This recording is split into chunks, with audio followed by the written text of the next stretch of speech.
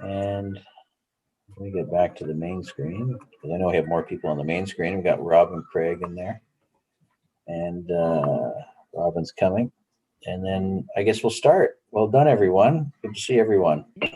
I'm Chris Henry. I'm just going to start with a few slides, and I'm going to hand it over to Brad. And here we go. Welcome to the new participants, and welcome back to those who are returning. And I'm going to mute Robin there. Okay, good. So we'll just talk about the format and how we do it, and then at the end, Brad's going to share out notes that I'm going to be taking. Where it's going around, we sort of go round table on the whole meeting.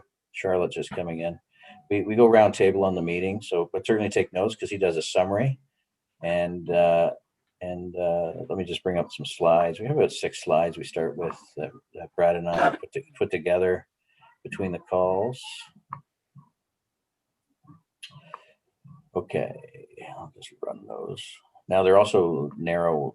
I've optimized them so that they fit in the Instagram windows for those Instagrammers who are watching. Okay, so share screen, and I'm going to share that one. Boom. Okay, can you see that? Got more people entering. Yeah, see, you send out the notice. We send out the notice and people sort of pop in, which is beautiful because that's the intention. Yeah, there. Your screen share is working now, Chris. Thanks, Brad. So Lyme Brain, how do we cope? Lyme Community Call, building hope together. That's us. Second call. Thanks. It's the third Wednesday of every month, so thanks for being here and participating. And so we just have 8 slides. So let's go. So let's just be mindful that we're going to be recorded. I usually repost it. And we repost on Lyme Community Call. I might rebroadcast on Restream on multiple channels, and that's how that works. We each take responsibility for how we use the educational information provided, and we'll consult with other professionals in what we call our circle of care. So you have people that are taking care of you, who are caregivers in circle of care, professional, non-professional, depending how you take that. And no one else is really liable except for yourself. And so we're all liable for ourselves and what we do. Okay, so that's sort of our approach. And our guidelines are we're open to hear others' opinions. Please don't speak longer than 2 to 3 minutes. And we're okay to talk about solutions and treatments, but no direct selling. You can PM during or after. You can do that in Zoom, or you can figure out the person probably on Facebook. You can try and find them. Some people come in with different names. I'm open to that, whatever you need to do to participate. The main thing is to get a place for us to reduce isolation, create comfort through sharing, and building hope together. And those are our 3 inspirations. I found one of the big things, I'd had the opportunity, I'd attended a couple of live user group meetings, and I just found the being together and hearing so many common stories of others who are going through the same thing, it really helped to share. And then not being able to have the live meetings anymore, we thought, why don't we do the very best next option and have a live Zoom meeting? So that's where this came from. That's where we are now. Exactly. It's beautiful. Checking well, thanks for spearheading that, Brad. Most welcome. And to Chris. Chris is our tech. It's beautiful. Yeah, we're live out there. We are there. Oh, it shifted. It shifted on the screen. That's interesting. All right, I'll have to work on that for next time. Okay, Instagrammers have to be patient with that. So what we're going to do is we're going to do the intro to Lyme Brain community share. So we're going to do a share. We tried to do intros last time, and then it turned out that we all just started talking about the subject, and we thought that was a natural flow. I mean, that way everyone gets to participate and you get to speak. Then once we get through everybody, then I round table it again. I sort of chair it, and then I move it around to whoever's ready. And one story will feed off another, and before we know it, we're an hour and a half finished. Yeah. So during the share, intro yourself, any Lyme Brain symptoms you've had, and your coping strategies, and points 3 and 4 are things that we do afterwards. I'll write up a summary, put some notes together, and put a post up on the Lyme Community Call page. And then Chris posts the video as well. I know of at least a few people who were able to go back and watch last month's recording. They went back in and watched the recording of it, so they were happy to have that there. Yeah. And so let's go to this slide now. I think you're going to lead off with your story, Brad, and refer to this slide. Well, I will go through the Lyme brain and the symptoms. Many of you know are just ridiculously long, and I didn't try and list all of them. There are definitely others on this list as well. I'm going to go right into a bit of my story. I'll introduce myself a little bit more and cover off a couple of these points that where I felt very, very affected by two in particular. So my very, very first symptom of having Lyme disease was late in December of 2015. And it wasn't brain related at that point, it was heart related, but that just sets the stage. So like I say, my first symptom, my heart actually stopped. I went down on the ground out cold, and subsequently a number of months later ended up with a pacemaker. But that was my first sign. And then from December of 2015, for the next 2 years, I just started developing multiple symptoms, cross-systemic symptoms, all kinds of things started going wrong. And besides my heart stopping, the one that was absolutely the most unsettling was Alzheimer's. I was getting to a point by the fall of 2017, I was getting to a point where it was almost not possible for me to drive. If I went out driving, I would get out there, I'd forget where I was going, I'd forget where I was. It wasn't until I came to a familiar intersection or something like that that it would come back to me and I'd realize where it was or where I was. I never had any doctors say, oh, it's Alzheimer's. But whenever you hear anything about Alzheimer's and anything that anybody talks about, I was going through it.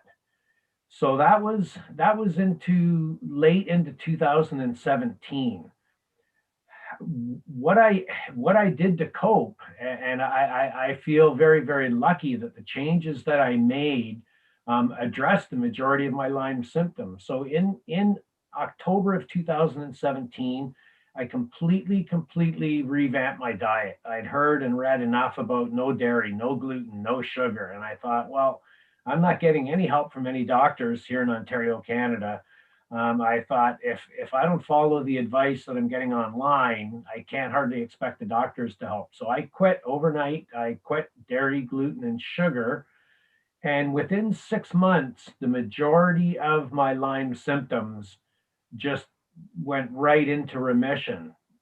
But at about that time, I was still really, really frustrated with the system, really frustrated, and not getting any help, any advice. All of my symptoms weren't gone, but the majority of them. And I ended up developing what people were calling PTSD. I don't know exactly how to describe it. I've always been out of the group, out of the crowd, in the family, the one who always just sucks it up and takes it, accepts things, don't raise a stink, accept things for how they are and what's happening.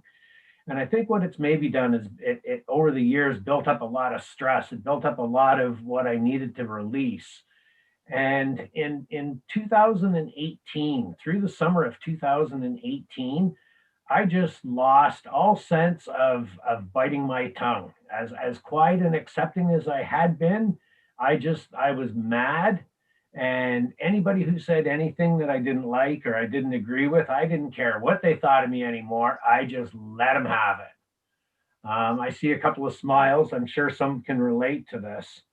One of the things that hurt me the most with this, though, was that I was saving up things with people who I had. One instance was I've got an identical twin brother. So we had a very long-standing, close relationship. And I'd never really let him hear some of the things I should have let him hear. I let him have it. I let my mom have it.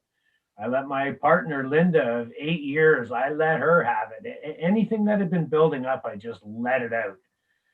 And I felt totally, totally fine with it. It was my right. Why shouldn't I? What I realized, looking back, is I was a little bit out of control. I think some of the things that I had to say might have been acceptable, but I think the way I was delivering them and saying them absolutely weren't. And I think it took time. One of the biggest things that took me to get over that part was I really had to look back and realize that these people who I was freaking out on and getting mad at really, really did love me. They really did. They weren't mad at me. They just didn't know what in the heck to do. We think the doctors didn't know what to do. Well, our family members didn't know what in the heck to do either. And they were doing the best thing they could do, and that was just retreat and get the hell away from me. Because I wasn't being very nice. And it took, I think it took a lot of realization. It took a lot of mindfulness to just realize that I had no right to be acting the way I was, even though I wasn't being treated well from a medical perspective.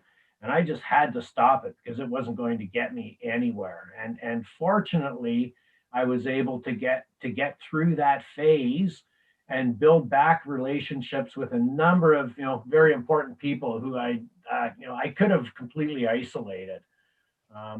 So going through a pacemaker, not brain related, but that was first, and then Alzheimer's, and then PTSD. I'm sure I could touch on a number of the other ones on that list, but those two are the ones that really hit home for me, and that's how I've managed to get through them. So. And how long have you had the Lyme now? Again, Brad? My very first symptom, I knew for sure I got Lyme, and I had Lyme late in 2015. So I'm about 4.5 years in now of knowing I've had it. Who knows how long it may have been dormant. I could have had it for a long time before that. Okay, so at least 7 years. And you had, if I recall the history, you had a Canadian test and it didn't show anything, and you had a US test and it verified, right? That is exactly what happened. Yep. Okay, and then you talked a little bit about nutrition and stuff, but just to finish off your sort of spot, what are those main things that you did to cope? With regards to diet? No, just in regards to the Lyme Brain, to sort of find this mindfulness state. How did you get there for yourself? Everyone's going to have a different journey, but Yeah, you talked about you came to a place of mindfulness and maybe even forgiveness for yourself, and you started eating foods that were sort of nutritious as possible, right? Probably what the most straightforward answer is what it took me was a couple of weeks of forced vacation in the hospital. Just being away, being in that ward in the hospital and being locked down just really forced me to sit back and take stock of what was really going on, and made me realize I sure as heck didn't want to get back there again. There was no meds. I didn't take any meds to help out. It was strictly realizing that I had to take responsibility and manage to get control of my thought processes, and realize that when somebody said something or did something that I didn't like, don't take it personally, and don't be mean in how I respond. Yeah, and now you said you were locked in the hospital. How did that come about? My family was concerned about me, and they managed to get a court order to have the police come and escort me off to the hospital for a couple of weeks. Yeah. So my reason for asking that is it just proves that's what happened with your Lyme Brain, as we're calling it tonight. It took you to a point where others were so concerned about you, they sort of put you into confinement in the hospital to make sure you'd be okay, out of love, of course. That's exactly what happened. Yeah, I know. So it can certainly go that far. We might hear further stories like that tonight. Do you have anything else, Brad? No, that's it. I'm happy to hear other people's tales, and hopefully some success stories, and let's share the floor. Yeah, for sure. And does anyone have any questions for Brad before we move on? Yeah. Did they have any interesting tests run on you when you were in there? No. Oh, I muted you, Brad. I muted you, mate. Just unmute yourself, would you? Sorry about that. That was a slip of the finger. Yeah, you're back. I know you're not back yet. Just go unmute. Bottom left, the microphone. Just click on the microphone. Bottom left. You're back. No, not really, Mark. I wouldn't say they did. They did one test. I'm not even sure just what it was. Just an MRI. They did some sort of brain scan on the one time and just said that everything was fine. Nothing else showed out of the ordinary. So It was yeah. It was mostly. It was so eye-opening to be in there and be with so many other people who had so many other issues and conditions. One of the things I think I did was diagnosed at least 2 other people who probably had Lyme disease who were in there with me. We started comparing notes about things that had happened to us, and I said, "Well, you got Lyme. You got the same thing I did. It affected you differently." And they said, "Yeah, I think I probably do." And it just helped. It was in the hospital that had previously done my testing and said that I don't have Lyme disease, won't acknowledge the cause of why I'm in there, but there I am locked up in there. I spent the entire 2 weeks educating everyone who would listen why I was there and what chronic Lyme disease was.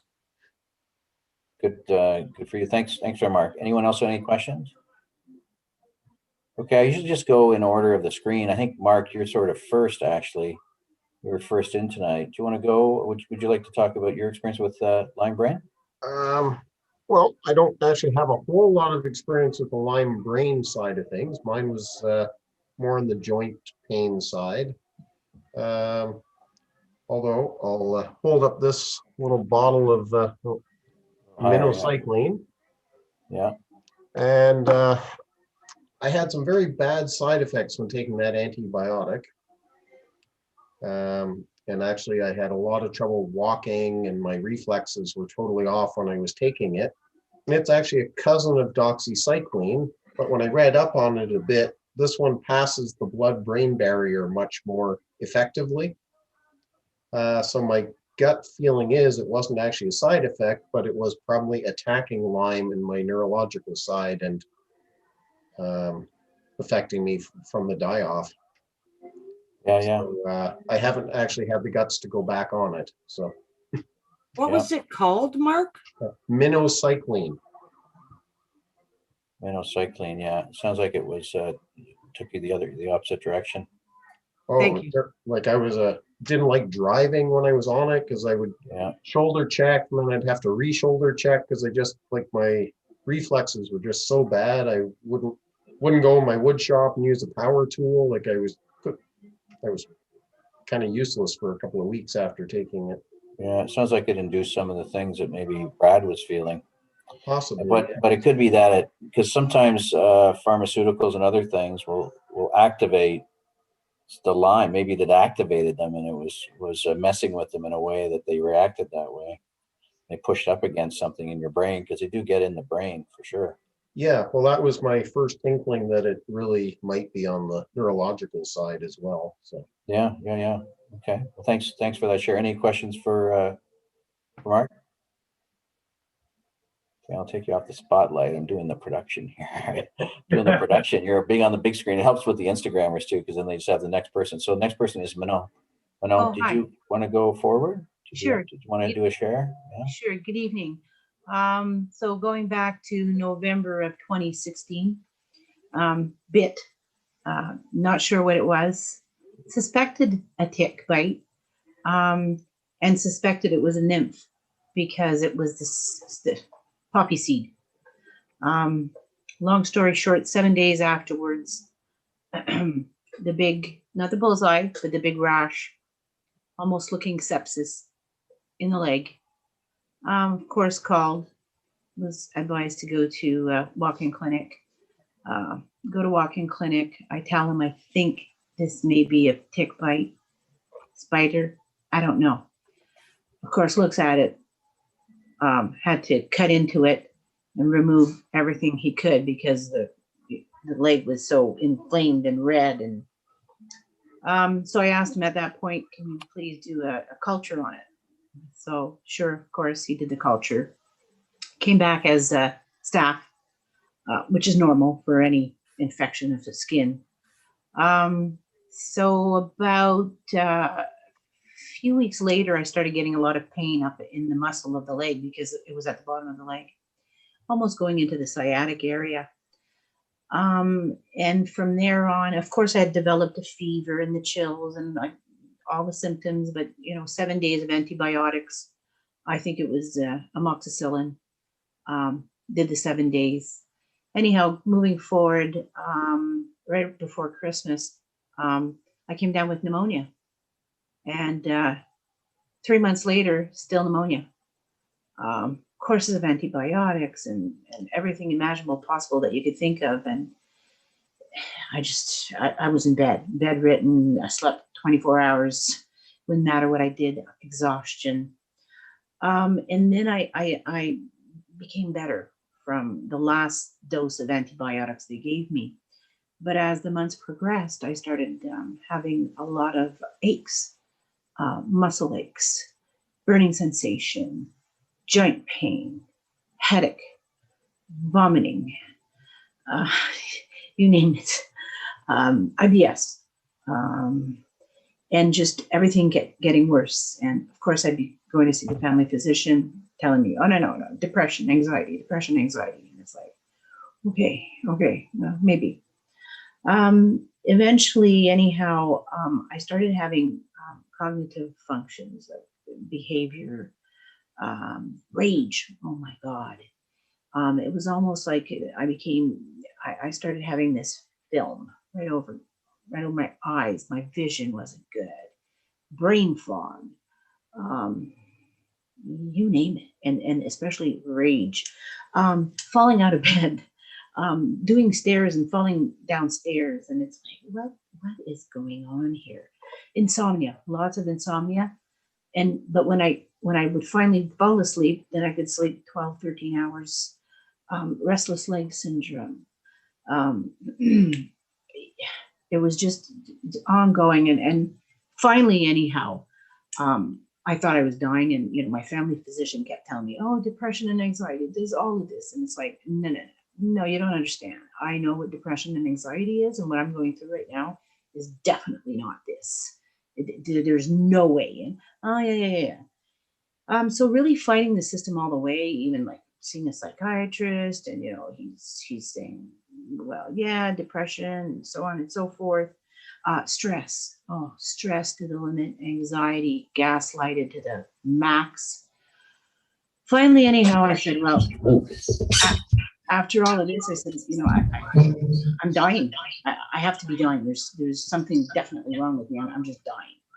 And like Brad said, I'm not one usually to say too much, but I could fly off the handle and just go up one side of one person and come right down the other side of it. And so at one point I said to my doctor, I said, okay, I think I have MS. And I'm trying to, first it was diagnosed me with lupus, and then, oh, no, it's not lupus. Then it's, oh, well, maybe it's fibro. And then, oh, well, fibro, yes, but you don't have this. And depending on when they did the blood work, the elevation of inflammation, so on and so forth. Then it was rheumatoid arthritis. Anyways, finally I said, this is it. So I went and seen a naturopathic doctor. And within 3 months of following me and trying to give me supplements, and of course my vitamin D totally gone. It was 49 was the highest I could get it. And it's like this Lyme, and of course I have Lyme and 10 co-infections. So finally, anyhow, one day I'm having an IV treatment, and I'm starting to see a little bit of improvement. I mean, I went in there almost dead. And I'm saying, oh, wow, I can, function a little more, but not much. Finally, she asked me the one day, she says, do you ever remember having a bite? And I looked at her and I said, yeah, I did. She said, do you know when that was? And I said, as a matter of fact, I took a picture of it. And I went back to my phone, of course, and looked, and sure enough, November 2016. And she says, I think you have Lyme. I think you have Lyme disease and co-infections. So it was like, of course, I didn't understand Lyme, right? So long story short, doing some investigative work, she says, we're going to ask your family physician for serology. Okay, sure. I said, of course, going into my doctor, tell her, my naturopathic doctor thinks I have Lyme. And she looked at me and she laughed and she said, no, you don't have Lyme. And I said, well, can you do the test? Sure enough, did the test. Comes back positive. Imagine, positive in Ontario. So anyhow, and then my naturopathic doctor says to me, she says, you don't only have Lyme, but you have, and she named them all. She named 9 of them. She missed one. And she wrote it all down and sent it to my family physician. And my family physician kind of just like shrugged it off. Long story short, sure enough, had my blood work sent to Armin Labs in Germany. And I don't know if I'm allowed to say any names here, but I am. Anyhow, sure, came back confirming exactly that I had, Babesia and Bartonella and Mycoplasma and Ehrlichia and EBV, and the list went on. And poor little naturopathic doctor had missed one. Upon seeing my physician, she told me that no, she says, because your ELISA, the ELISA is positive, but the Western blot is negative, so you don't have Lyme. And when I showed her the results from Germany, she just kind of looked at it and said, well, I don't understand that because that's not Canadian. So anyways, makes long story short, I fired her. I said, I'm not coming back to see you again. And of course, I had requested an MRI of the brain because I thought maybe at the time it was MS, right? Because all the symptoms kind of led to that because of the falling and the imbalance. Anyhow, of course, the results from that showed that I had white matters in the brain. And of course, I knew at that point, reading about neural Lyme, that no, this was definitely neural. Anyhow, so this was, and I was just diagnosed in February of 2020, just before COVID hit. So since then, of course, I've been doing a lot of totally gluten-free, sugar-free, dairy-free. Finally, after 3 years, my D level is norm 150. It's hitting the 150 mark, so that's good. I also did 50 treatments of HBOT, hyperbaric oxygen therapy. And that in itself removed a lot of the brain fog, the cognitive, it's unbelievable. A combination of the two, of course, and diet. But at least now, before I wouldn't have comprehended. I could read a sentence, and I'd have to start back from the beginning. I was lost for words. Word searching was awful. And at least now I can actually explain to you and talk to you and just have life again. That's beautiful. Thank you. And that's HBOT, you called it? HBOT. So it's short for hyperbaric oxygen therapy. Okay. HBOT. Hyperbaric oxygen therapy. Okay. It's where they give you more oxygen, right? Well, actually, what you're doing is you're going into a chamber, and you're descending a plane.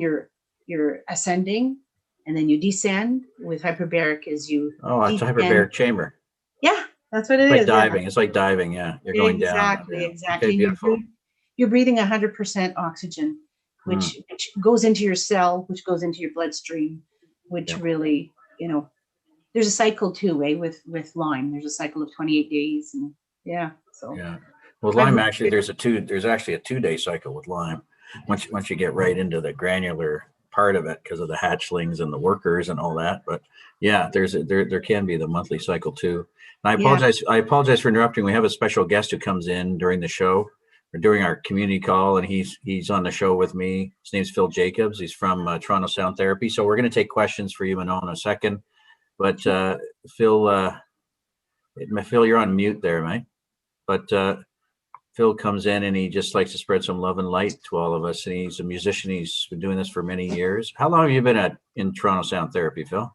That's been about like 8-9 years now. Okay.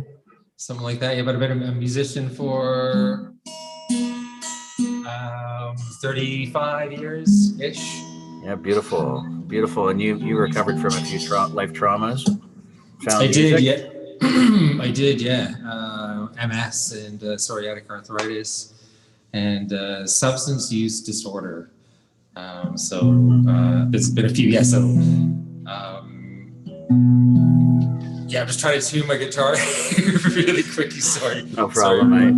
Yeah, and just make sure your sound settings are on the advanced or whatever in the Zoom there. I think They should be.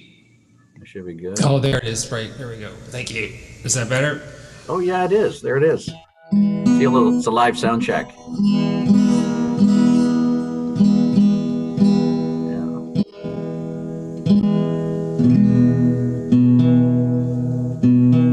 Yeah, when I was diagnosed with MS, I lost all ability to play guitar and sing as a musician.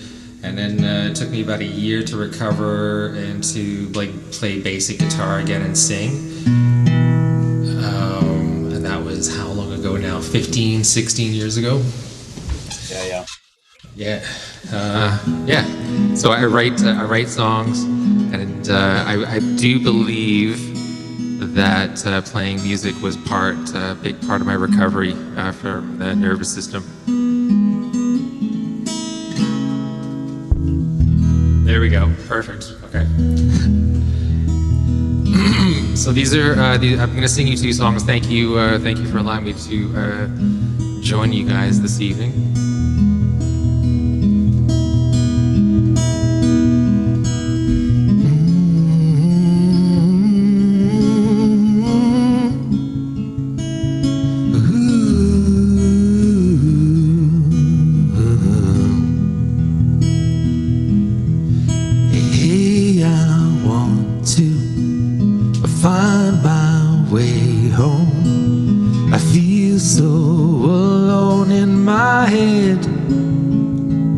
So instead I find my love inside. My longing heart aches for you to be by my side.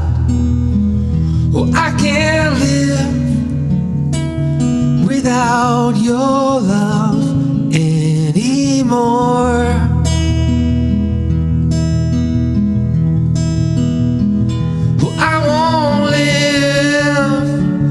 Without your heart anymore. This is a song about a discussion I had with my soul and my spirit, with my body.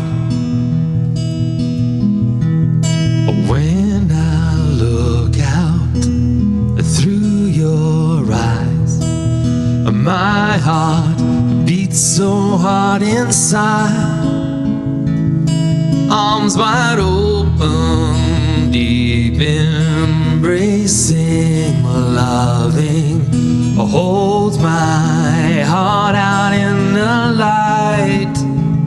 And I realize, well, I can't live without your love anymore.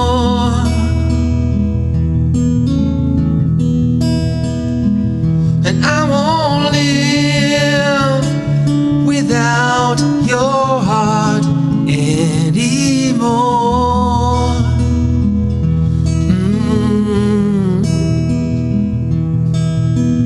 Ooh, yeah.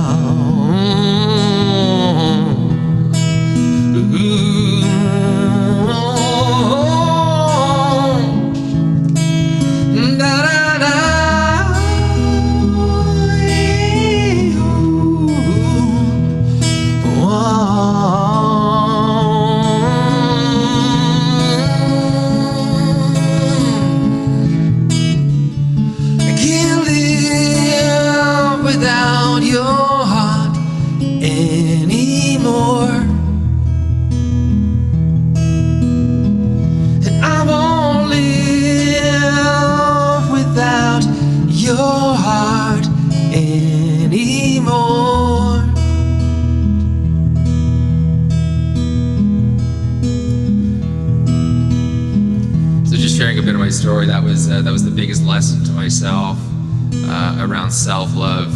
So my energy can't exist in my body if I'm not loving my body. And loving myself and being okay with myself.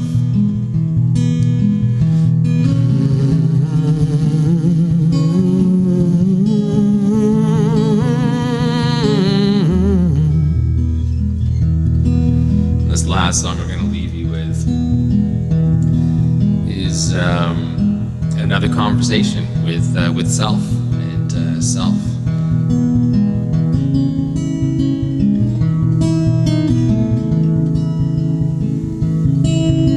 What do you want? What do you need? Where does my love fit into your needs? All I want right now is for you to see the love for you comes easily. I know everybody's lonely, but I can talk to you, let alone walk to you. You know something that I don't know, swinging to and fro, from your lips to my flow. What do you see? That it's not really me. Where is your fire? The one that burns desire. Here we go together into the depths of despair. I found this pain of deceit flowing in the air. We know something that you don't know, swinging to and fro, from your lips to our flow. We know everybody's lonely here, but we can talk to you, let alone walk with you. What do we need? What do we want? All I want right now is for you to see love for me comes easily. I know everybody's lonely here, but I can't talk to you, let alone walk to you. I know something that you don't know, swinging to and fro, from my lips to your flow.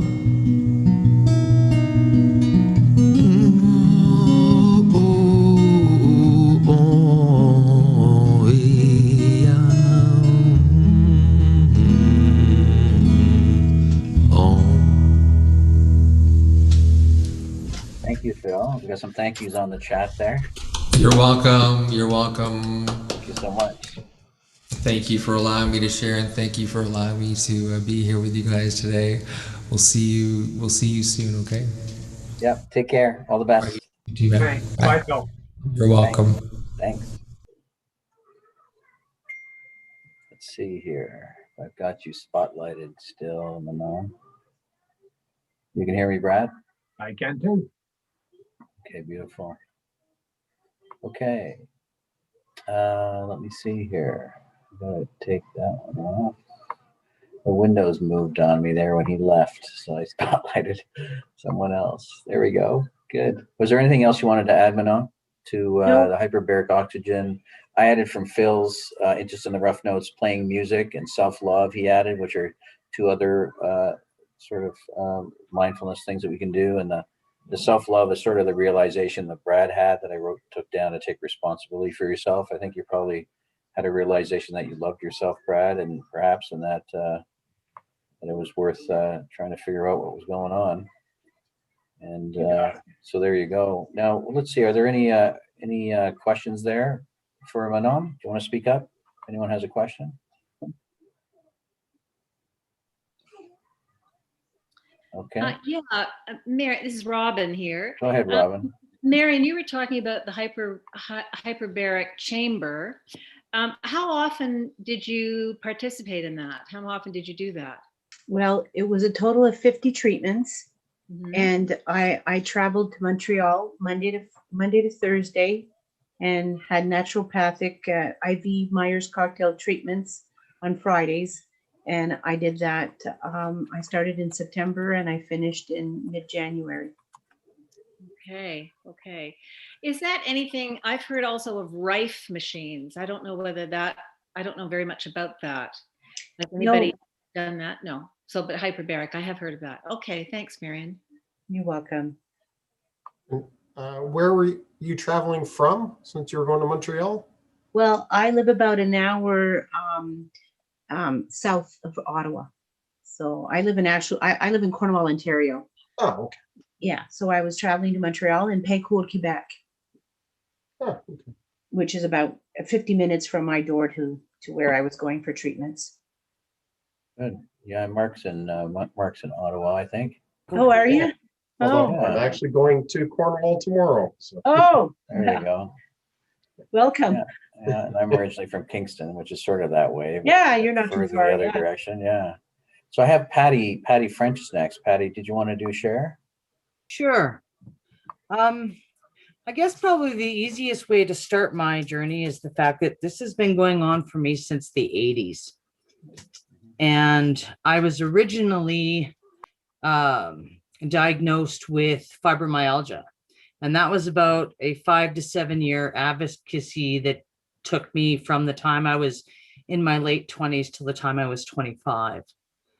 And so nothing really was known a whole lot about it. It was one of those things that was kind of the catch-all when they couldn't figure anything else out. They did all sorts of history with me because I have a family of that has a lot of arthritis issues, rheumatal issues, all that kind of thing. And so going through rheumatologists, that was kind of where my whole sort of stand started from.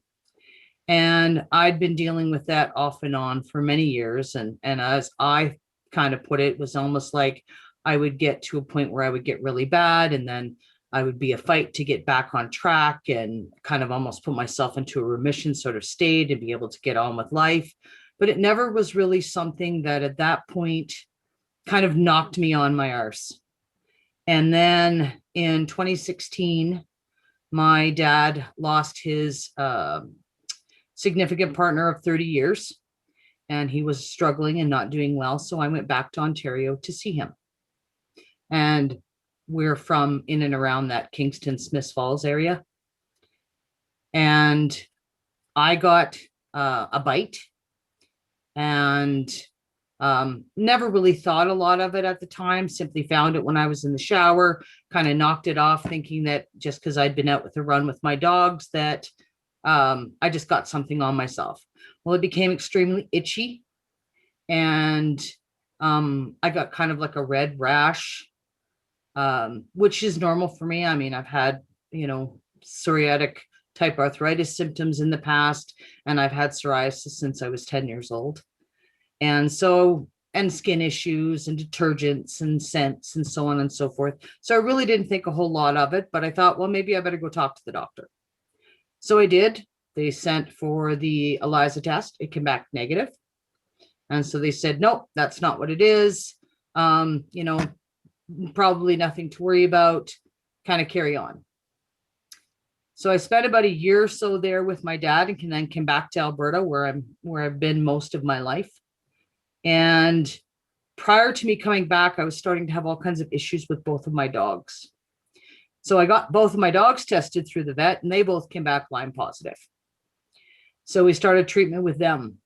and moved back out here. And I thought, you know, if they've got it, I had that one bite, and I started doing some research, and I kind of went, you know, this is really starting to sound with what my problems are. Like, this is not just fibro anymore. There's a lot more to this. I'm having a lot more problems. I'm having a lot more fatigue. I was starting to lose my words and sentences. I was having difficulty putting intellectual speech together. I was a safety consultant in the oil and gas industry. I was working on, you know, high risk sites and in positions dealing with incidents and so forth, and driving on, you know, the big mine roads in a regular truck that, you know, I mean, the potholes out there pretty much swallow a regular truck.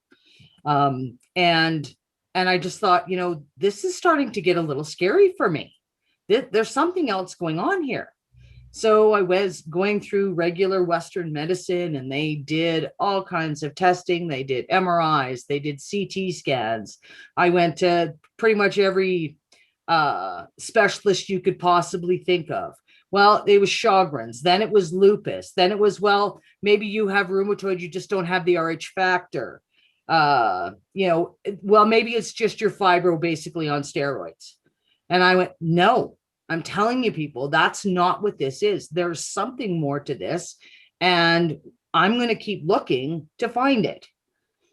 And so I've been off work now for about 2 years because I really haven't even been able to be in that type of situation anymore. And being out of town like I used to be is no longer an option for me. And I worked nights in a lot of cases. So with all the medications, all of the different things they had me on, and my dogs being tested for the Lyme, them getting worse. And I started doing a lot of healing therapy because I started to have a lot of rage issues. One minute I'd be fine. The next thing I'd be throwing things across the house. And it finally got to a point one day I got so upset and frustrated with a baby gate because I used them for my dogs that the next thing I know, I found myself in the middle of my kitchen floor, jumping up and down on top of this baby gate, trying to destroy it, and went, whoa, this is not good. So I started seeing a psychiatrist, and I started going to see a energy healer who was a shaman. And we started doing energy work and Reiki, and started going to healing circles and all of that kind of thing, and really trying to work from the mental perspective to see, okay, maybe I'm just getting so frustrated with all of this that I need to work on me. And that was kind of how all of it sort of came about. And then finally I went, you know what? I need this Lyme question decided on once and for all. So I went to a naturopath and I said, I want to be tested. And we set my testing off to Horne in Germany. And it came back with positive for Lyme and positive for Bartonella, quite high actually for Bartonella. And that was the only co-infections that they found. The other thing that came to light with all of this is that I've had mold exposure, and they estimate for probably at least 25 years, if not longer.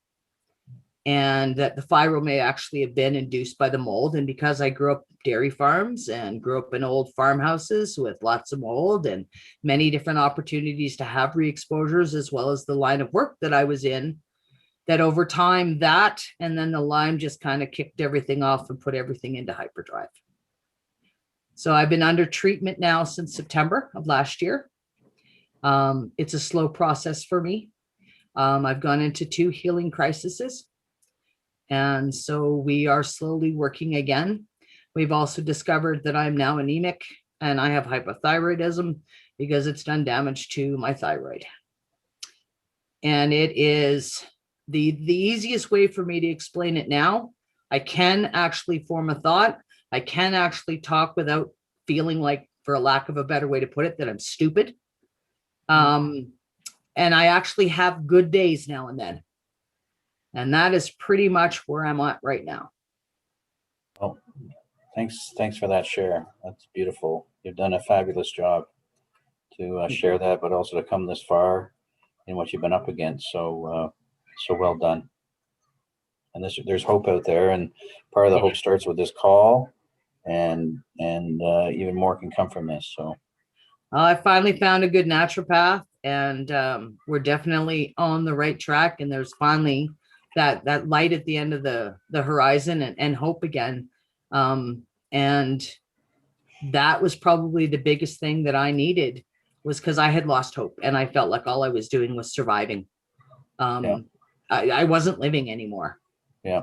So I know. if- Go ahead, Brad. If you were to pick what practices and what you're doing with the naturopath right now that's helping, what would you attribute to your improvement? I definitely think that the healing work and some of the trauma work that I've been doing has helped me as far as my ability to cope, as well as kind of my mindset and the perspective, in that it is giving me that hope, and it is giving me a bit of that fight again. The other aspect is that I actually have a doctor now that doesn't think that I'm insane, and actually not only listens to what I have to say, but he also had Lyme and Bartonella himself, so he can relate to what I've experienced and kind of give me some insight from his perspective, as well as he's very when he explains it to me, he puts it into terms that I really can understand. He's also given me a lot of reading tools so that I can actually, not feel like I'm in the dark, or that they're talking above my head when they're explaining things. And so having somebody that understands, having somebody that has been through it, and explaining, I was like, let's go hard on this. Let's do this right now. What do we got to do? How do we got to do it? We finally got an answer. And I was like, that's the way I was going to do it. And I think he kind of felt, well, maybe she needs to learn what a healing crisis is. And so I had one, and it lasted for 2 months, and I thought I was in hell, and I've decided that's not the best route for me to go. And so now I'm kind of at that point where it's like, okay, we know now what's wrong. We have some tools to deal with that. I'm building my toolbox for coping mechanisms, and I can actually find a way to move through it. And groups like this, and finding other like-minded people who have experienced it, instead of just thinking that you are nothing but a sloth on your couch, Just being and dismissed. gain 60 pounds in less than a year, that, maybe there's a problem. Okay, good. Thanks. Any questions for Patty?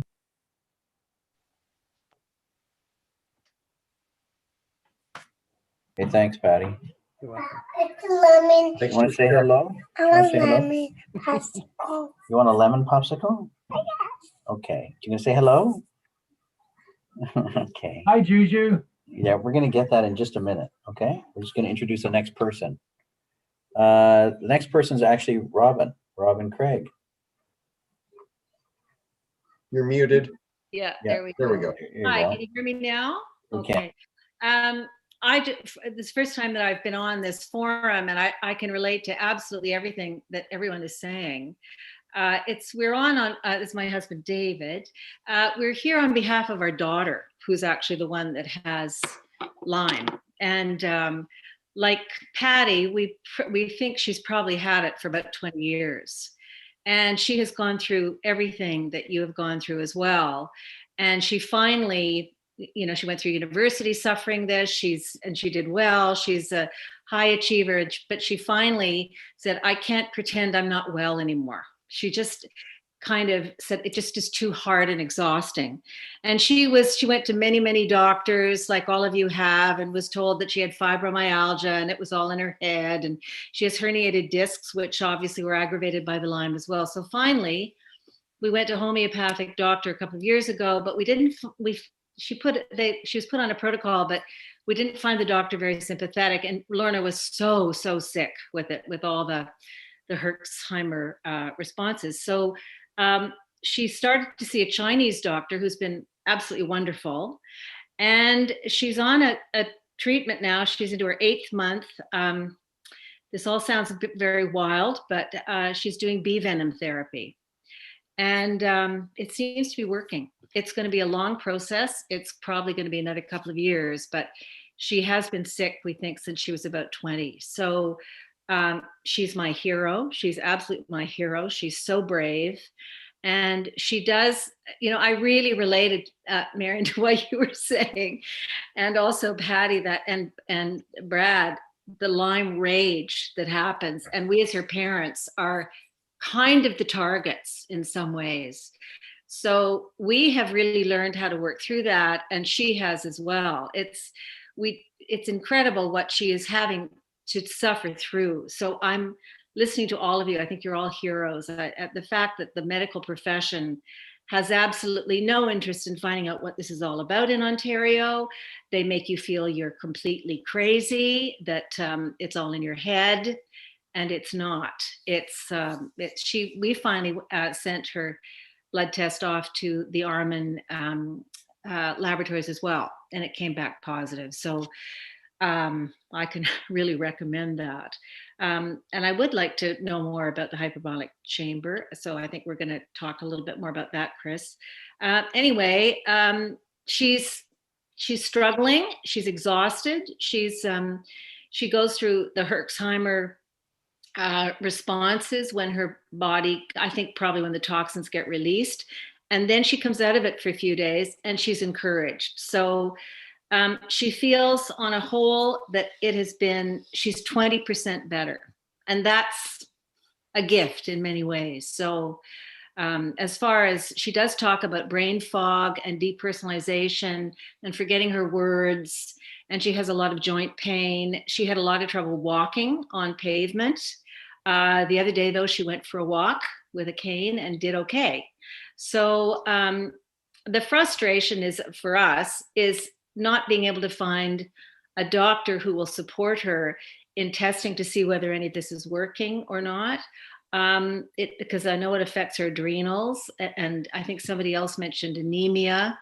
So Lyme is one of those things that seems to take over your body, and but she's struggling, and she's, even in all the emotional, those kind of emotional rages that come up, we've learned that it's nothing personal, that we just have to keep talking through it and support her. And luckily, we have the resources to be able to support her physically and financially. So, but having a forum like this is really great. So thank you for listening to my story.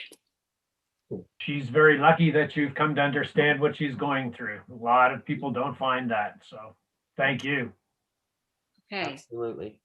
Could you give a little information on the bee venom therapy? I've heard of it, but Yeah, again, if you want people to kind of, when you describe it, they have to go, what? This is crazy. But this is a treatment that has been done for arthritis and rheumatism and a lot of different things internationally for many, many, many, many years, and hundreds of years actually. But the bee venom seems to have something in it called melatonin, not melatonin, but melatonin, which seems to be able to break through the biofilm that the Lyme surrounds itself with to protect it. And you start off, of course, you have to have an EpiPen right there all the time. But you start off with one sting on her back, on either side of her spine. And then you start off with 2 stings. We did 1 sting to make sure she was okay. And she had a kind of a bee venom practitioner with her, someone who had cured herself of Lyme that way. And then every week she would add 2 more stings. So now she's up to 10 stings 3 times a week, live bees. So she has her own little Beeza hut. And about every 3 weeks, David and I drive off to Niagara-on-the-Lake to the BY Honey Farm, and we get live bees, and we come back, and we have a team now of about 4 of us who give her the stings 3 times a week. And she is extraordinarily brave. And it seems to be working. I mean, fingers crossed. Yeah, it has. She knows. I mean, I see a difference in the fact that she can even walk.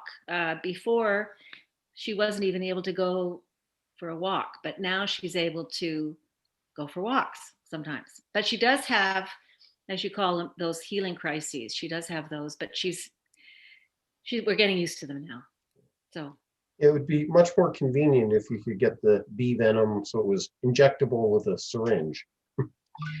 That I've a lot of research I've been doing on it, and yes, it would be a lot more convenient, but apparently it's not quite as effective, and it's prohibitively expensive. Hmm. We get about 150 bees for $40, and when we were seeing a naturopath in Ottawa, it was thousands of dollars, and for supplements, and the Chinese doctor is thousands of, well, quite a lot of money too. So the bees seem to be they seem to be effective for Lorna. I think what also is it Lorna really feels positive about it. She feels positive about the treatment. She says she can't believe she's going through this, but that she does see a difference and an improvement. So physically and emotionally and I think psychologically it's helping her. But she does go through a lot of brain fog too. Thank you for the extra info, Robin. Okay. Anyone else for Robin? Actually, yes. Robin, where are you from? Right now we're near Ottawa. Actually, we're near Perth. We live in Toronto. Okay. Yeah. Mhm. So where is this bee venom practitioner, in Toronto or No, in we Perth? we do it ourselves. Actually, we've done a lot of reading on it, and Lorna had a wonderful mentor. Who there's actually a Facebook. That's how I found out about you too.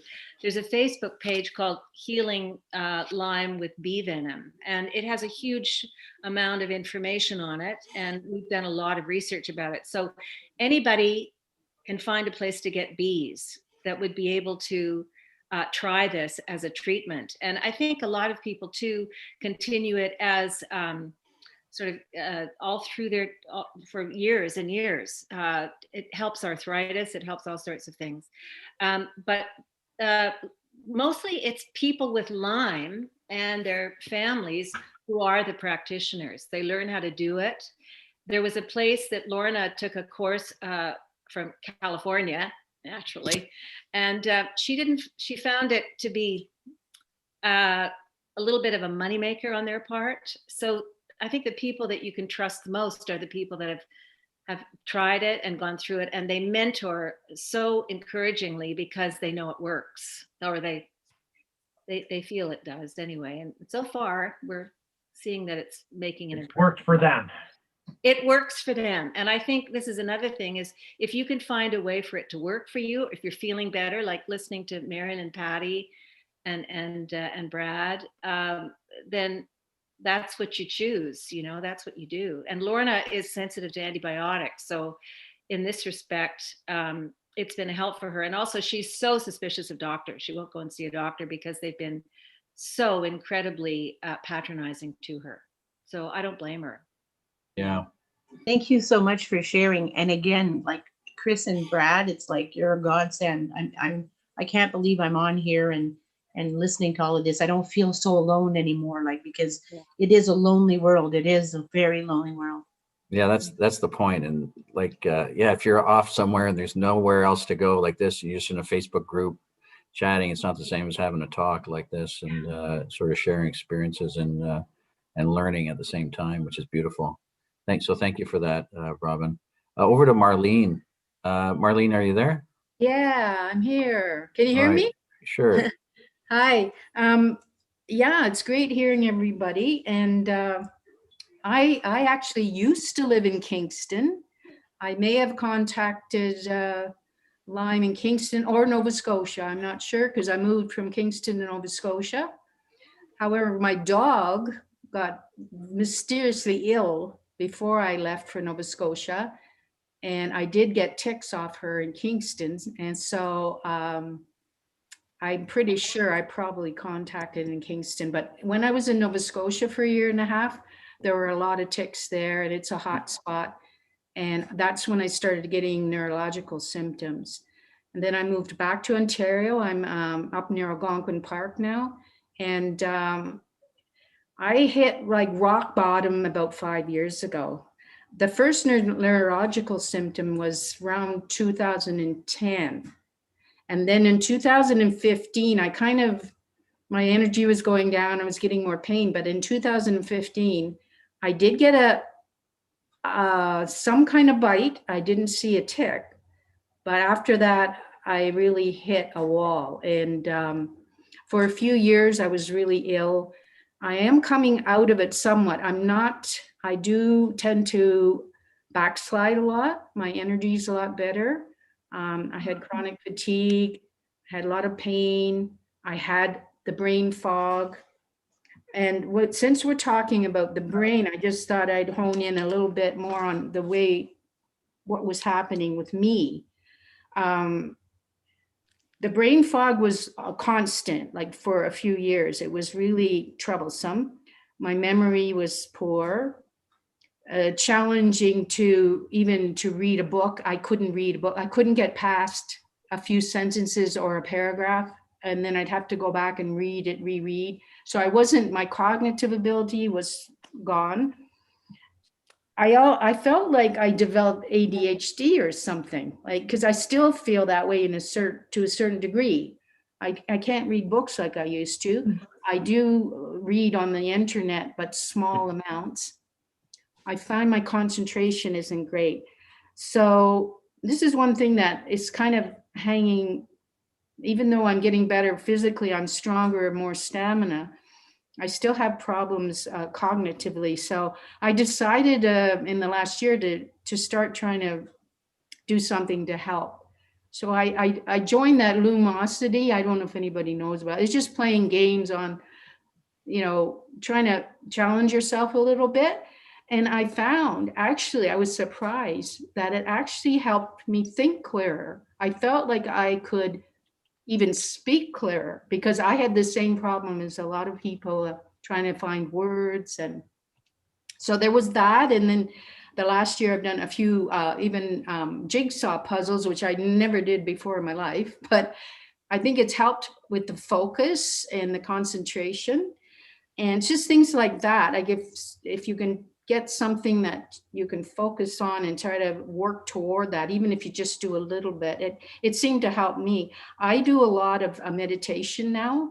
I started meditation when I was in my teens, so I knew about meditation. And then when I was in my 40s, I started doing yoga, and then I trained to teach yoga. And then when I got Lyme, I couldn't teach anymore. I had too much pain in my body. So I haven't been able to do yoga. But I find I also took a course in mindfulness training, because I heard people talking about that. It's really important. And I also found that there's a really good teacher online, Tara Brach, that talks a lot about self-acceptance. She wrote a book called Radical Acceptance, and it is a lot about going inward and just, allowing yourself to be who you are, and with the rage and everything else, whatever comes up, you be with it. And so, yes, I had a lot of anger as well, especially at the beginning. And I used to work at a library as well. So I did a lot of research, my own research. And I was just astounded at how poor our system is for dealing with Lyme, our medical system. And that got me really upset, but it still is not great. So I haven't had absolutely no luck with regular doctors. I've gone to 4 different naturopaths. Each one has helped me in their own way, but I don't have a really good healthcare provider that really knows Lyme inside out. There is one in Ottawa, but I still don't have enough energy to travel 2.5 hours back and forth to Ottawa. I live alone and I'm finding it difficult. But I just find that the piece of the puzzle that was missing, I was taking a lot of herbals and homeopathic remedies. I think the piece of the puzzle was the emotional and psychological healing that had to be done. Like, I heard other people talking about this as well. It could be past trauma, whatever it may be, it has to be dealt with. I really truly believe, doesn't matter how many medicines you have, you still have to work on that. Another great thing I found was getting exercise, but not, I'm talking a small amount, but every day, even just a tiny bit, and then build it up. That was really beneficial for me. So, and trying to get into a healthy routine. Of course, the diet is important, but your mind and your thought patterns, to try not to go down to that dark side. Because when I was really, really ill, I was in like the dark night of the soul. That's what it was like. I had night terrors. I was almost like I was hallucinating. It was horrible. And I was all alone, but I was strong enough in myself because I knew myself well enough that I could get through it. But I'll tell you, if you didn't have the tools, I had the tools because I had been to counseling when I was younger for other issues and emotional issues. And I had tools, and then I had my meditation, I had my yoga practice, at least knowing that my body and my mind connection, how important that is. So you have to kind of go by all these different facets together. It's kind of like a puzzle. And the diet, the exercise, the medicine, I did energy medicine as well. I do Reiki on myself, self-love. All these things are really important. And support from people. It's really hard to talk to, people that don't know Lyme, to explain it to them because it's very complicated. Another thing I just wanted to say quickly is I networked with a lot of Lyme people when I first got ill, and everybody was doing something different. Everybody did a different protocol. So it's good to learn about different ones, but you're going to find probably that you need to find what's right for you. It's amazing. There's lots of good stuff out there. So you just got to find the right way to go about it. But the mind challenge is it's a tricky thing because yes, sometimes you think you're going crazy, but I knew myself well enough to go, okay, this is the illness. I'm not crazy. This is the illness. But some people, maybe younger people that don't know themselves as well, it would be a real challenge. So I really do feel for them. And thank you so much for listening and for giving me your information. I really appreciate it. Thank you. Thanks, Marlene. I find it really interesting. You talked about exercising both mind and body a few times. It's very good. I liked your luminosity idea. Yeah, it's fun, and it whatever you can do just to kind of exercise your mind a little bit, even if it's only a few minutes a day. I was surprised how fast I felt the benefit from it. I'm not doing it right now. I did it for about 6 months. That's cool. Now I'm doing artwork and stuff. I sort of got onto different things, but anyways, okay. Thanks very much. You're welcome. Any questions for Marlene?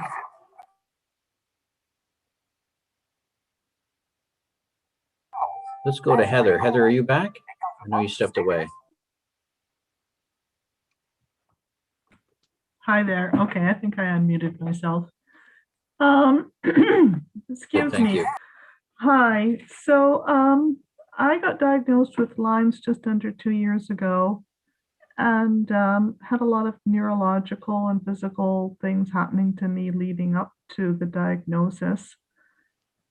My regular family doctor was away, and so I got a substitute doctor who said, I think you need to go for a Lyme's test. And I always wonder, would my doctor have suggested that? Like, I feel so lucky that I did get diagnosed so quickly.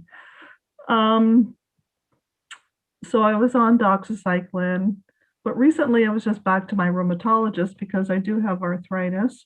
And he said to me, I think you've got Lyme's things going on. So he put me on another 4 weeks of doxycycline, and it did help me feel better.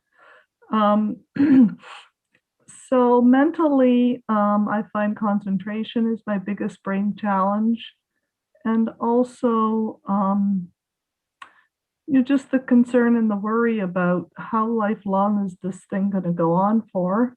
And also, I want to work in the garden. I want to go outside. It's like you're scared to death. I took 2 ticks off of me the other day. I was just outside in the garden for half an hour and I wasn't prepared properly. Last summer, every time after I'd be in the garden, I would have a shower, etc., and all that. And I did read recently about that there are some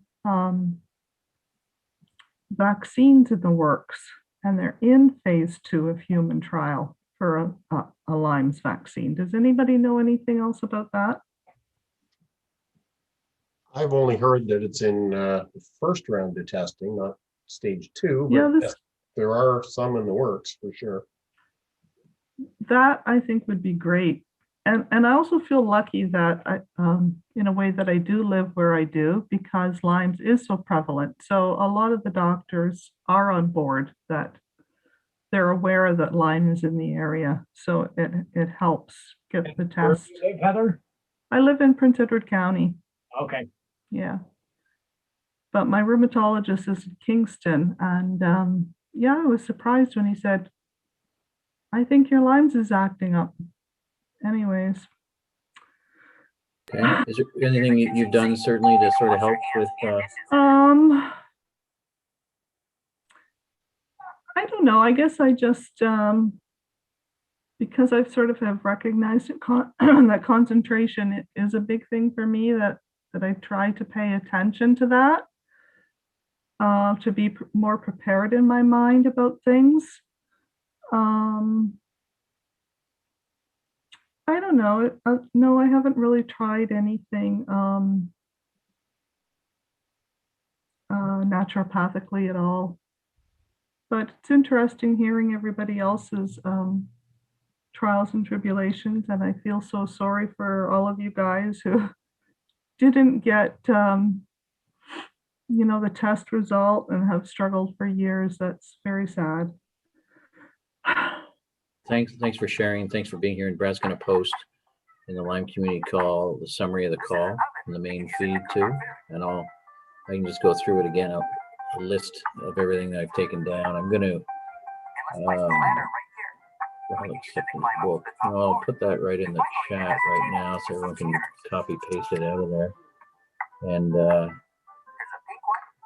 I'll put in my email too if you want to email it to you. But Brad's going to post it. There's that there. If you want me to send you it after. Okay, good. Let's move on then to Kelly. Is Kelly there? Kelly Berkman? Yeah, hi, good evening. So with my Lyme, I moved from Montreal to Ottawa and immediately moved into a new townhome that I began scrubbing top to bottom and started having joint pain, which I've never experienced before, but just figured it was due to cleaning. And that was just this past June. And then once the cleaning was over, the joint pain kind of persisted, thinking it must be from lifting up my toddler. And then suddenly I wasn't able to breathe upon going up the stairs and then couldn't even get to the mailbox. So my dad insisted I go to the hospital. And he said, a lot of your symptoms seem to be Lyme disease. He said, ask for Lyme disease test. And I did. And they refused. And so between October and November, I had visited the hospital 3 times, had an echocardiogram for the heart. I had chest x-rays. I had dozens of EKGs. I had a stress test, and the symptoms just kept getting worse. In addition, for like brain functionality, I had OCD as a child, but around the age of 18, it was really, stable, under control. And then suddenly I was having all these obsessive compulsive, issues again, which were really bizarre. I was worrying about, the folding things in my cabinet. And then my memory started going. My 14-year-old was just so frustrated with me. I was losing my words. And finally, my dad said, I really do think you have Lyme. And I said, well, the doctor at the hospital, he said, if you were ever bitten by a tick, it would show up. So I'm not even going to consider doing the test. You need to be followed up for lupus, rheumatoid arthritis. So I had all these blood tests done. I went to see an orthopedic surgeon, was misdiagnosed with tendonitis in 6 joints and got cortisone injections, and then went for physiotherapy, and things just started to get worse and worse. Finally, I went to a walk-in doctor because I had just moved, so I don't have a family doctor. And I said, you have to do a Lyme disease test. And she actually did. And it came back positive for both the ELISA and the Western blot. So then she gave me the 21 days of doxycycline, which did nothing. And I said, you got to give me more, because I did some research. And she said, I'm not comfortable with that. And since then, I've been on a wait list for rheumatologist, is that how you say it? Rheumatologist. And a infectious disease specialist. So in the winter, I couldn't even walk. I haven't driven since October. I can't lift up my kid. He's 3, but I can't lift him up. My father comes every day to help me help my kids. But I've noticed since the weather has been getting a bit better, and I changed my diet drastically once I, got the results late February. So now I can actually walk for like 15 minutes. Some days are definitely worse than others. There have been some dark days, but I also have borderline personality disorder. And so there's that irritability and mood swings, obviously. And I always thought I became very stable with my BPD over the last year and a half, going to, daily therapy, all sorts of therapy for that. And I always thought that would be my greatest hurdle. And now having Lyme, it almost feels like learning to cope with a personality disorder and having OCD, getting all those tools in my toolbox almost prepared me for having Lyme disease and the things I have to go through in terms of, not being able to work, not being able to drive, kind of losing my independence, but still having this, aspect of positivity that things will get better, to look for the, small, important things in the day, to have, patience with myself, with my children, those kind of things. And so since then, I have had an appointment with a naturopathic doctor, and it's been about 2 weeks I've started these herbal remedy drops, I guess, and nothing yet, but I'm hoping something will change soon and get better. And that's pretty much it. Well, thank you for that. Thanks for sharing, Kelly. Yeah, no worries. Thanks for having me. We have a lot of Ottawa folks on, and Ottawa region tonight. Good. Any questions for Kelly? Kelly, you mentioned it sounds like fairly recently diet. What's the biggest changes you did with your diet? I cut out sugar I limited sugar extremely. I even I was cutting out almost completely, but single mom, kind of need that cup of coffee, have a little bit of sugar in there. I really cut down on gluten, and then started just having a lot of whole foods. The naturopathic doctor told me to start going more organic, non-GMO, and just really focusing that I started taking vitamins again and supplements, drinking so much water. Like I've never drank so much water in my life. And just trying to make sure I have all those food groups and limiting, again, the gluten and the sugar. At first, how long has that been? That's been since before I actually saw her. So it's been, I guess, since January, because I went out for dinner. I took my son, he did well on his report card. I took him for a congratulatory dinner, and I felt horrible the next day. And I was like, I don't know, maybe there's something in this. And then so I went online, I did the research, and everybody's like, you cannot eat sugar. Lyme disease feeds off of sugar. And that's when I just started noticing when I ate healthier, the pain is never gone, but it started to improve. But I also did notice, today it's snowing here and my joints feel horrible. I have these weird, sharp shooting, burning sensations all over my body. But the weather too, I don't know if it's like that for anybody else with the warmer. I don't know if it's because the sun is out and it improves my, my mood, but in the winter, I almost could not move. I was so stiff, my elbows, I couldn't even hold up a phone. So I don't know if people are also like that with the weather. I've noticed that even the moon, full moons, oh, there's something that happens during full moons. It's the aches comes back.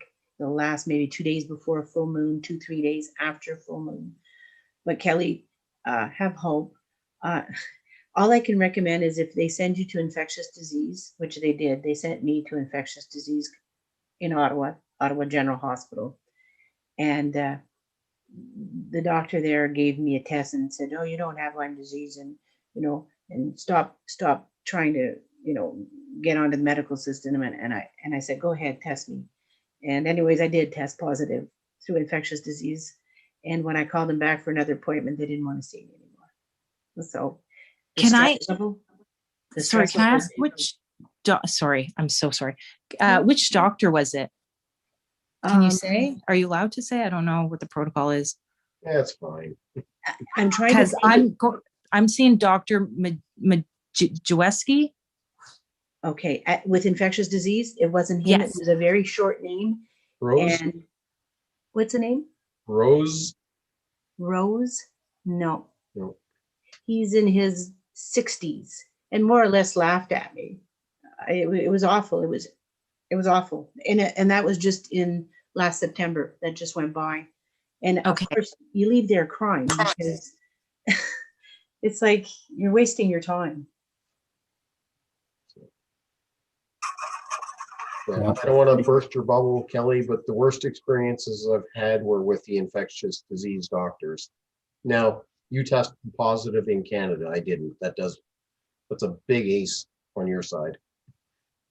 Did you test positive in Ontario? Yeah, on both tests, the ELISA and the Western blot. And then the walk-in doctor said, according to the blood work, and I don't know how she got this down, I had both chronic and acute Lyme disease at the time of the blood test. So because the province gives them the results, apparently I was bit between, according to the blood test, December and January. And then she suspects the first time was in June when I guess first moved here and was experiencing joint pain and started having trouble breathing. Wow, that's really amazing because But I wonder if I was retested, would I then test negative? Because I hear that like the longer you have it, sometimes the least likely you are to be positive. Wait a few years and that's probably true, but I mean, you're still, I think, too close to the getting it. Go 10, 15 years down the road, and I think then it gets very unlikely you'll test positive.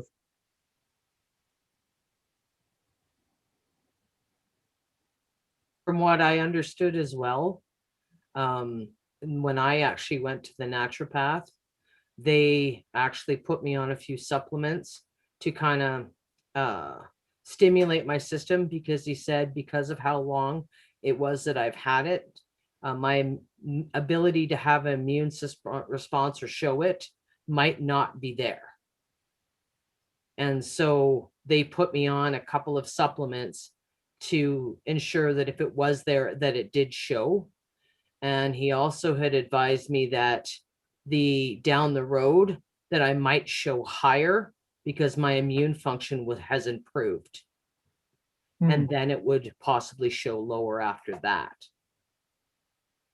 So, and as far as infectious disease here, of any of the ones that I've involved with here in the West, as far as that type of thing goes, any of the ones that have gone to infectious disease here were basically laughed at and told Lyme doesn't exist. And if it does, it's now, I think the protocol is 28 days of doxycycline. And that's it. That's all. Even the doctor that's out here that openly treats for Lyme, his name is Dr. Hawkins. He has a 3-year wait list to even get into him. The only testing that he even accepts is Armin. And he's still, from my understanding, his protocol is that you go on certain antibiotic for a month to 2 months max, and then you should be fine after that, and you don't need to do a follow-up. So anybody that's been dealing with it on the medical side in that respect ends up going to naturopath of any of the ones that I've talked to or had any experience with here in the West.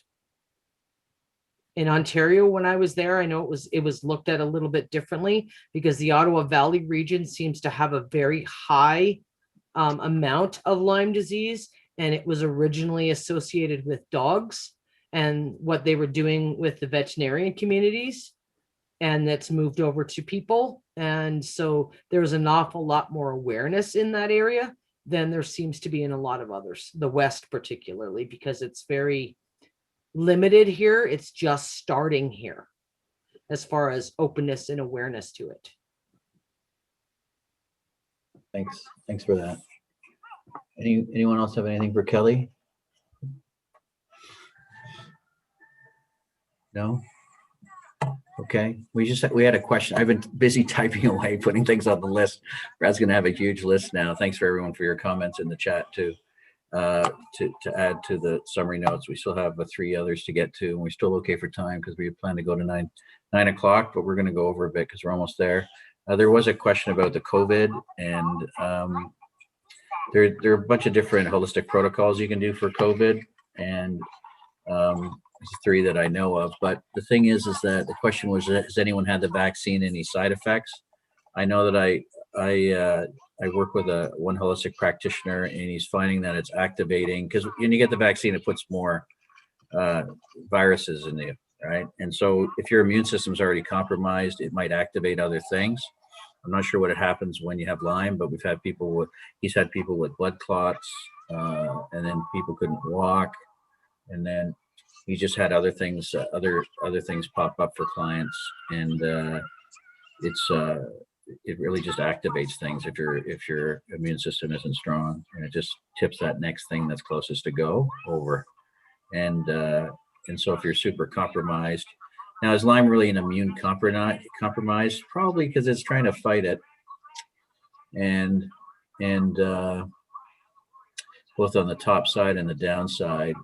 The thing is, it also hides, and some of it will come back, the co-infection. So I mean, yeah, and then we all have, before that, even before you get Lyme, you already have 4 to 6 latent viruses, everybody. So I mean, if you just add more in a shot, then you're up to over 10 easily. So I mean, the system's going to do whatever it can do based on how you've been eating, your mindfulness, and everything else. So, but I wanted to pull over the floor. Has anyone here had the shot yet? No? Yeah. Okay. I know Dr. Daniel Cameron, he used to run iLads. His view on it is the risk to getting the vaccine far outweighs not getting it. So yeah, that's one approach to think of it. Yeah, that's one approach. Yeah, I know people do have to lie. A lot of people I've heard have to lie down because, it has to set in to your system, get accepted by the immune system, and go through that natural process of acceptance. And then that's when because you only have so many fire uh-oh, did it go off? You only have so many fire trucks to fight fires in your immune system. And when you get overtaxed, it just needs space to recover. Okay, well, let's move on to Stacy. Is Stacy there? You're on mute, Stacy. Did you want to share? No. Okay. Oh, no, that's Mark. Okay, what about Kim's iPhone? Is Kim there? Do you want to come off mute? You know how you do this? If you're on the phone, you got to swipe back to one screen where there's no people showing, and then you can. There you go. Go ahead, Kim. I came a little late. I'm just listening. So thank you, though. No worries. Would you like to share? Or are you just going to listen still? I'll just listen. That's fair. Thank you. Okay, Mark Mack came in a little bit later too. I don't know if you're there, Mark. Hey guys. There he is. How's it going, everyone? Newbie here, newbie to Lyme and everything, actually. So I've been sitting on my perch here listening as well.